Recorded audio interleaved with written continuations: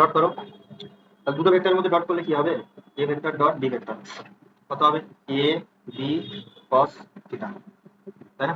তাহলে কস থিটা সমান কত হবে? কস থিটা সমান হবে a vector dot b vector by a b. হ্যাঁ, করো করো, অসুবিধা নেই, করো না।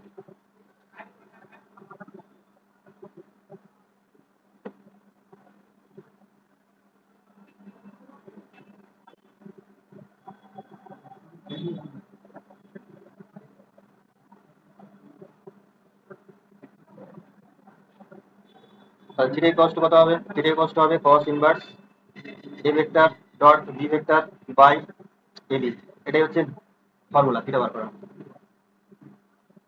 এ ডট বি করলে কত হবে?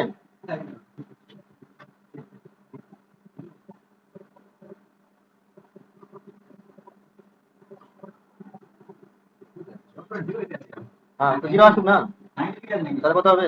হ্যাঁ, জিরো আসুক না, কি আছে?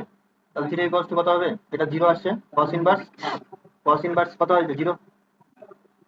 কস ইনভার্স যদি জিরো হয় তাহলে কি হবে? কস 90 হবে, তাহলে এটা হবে কত? 90 ডিগ্রি।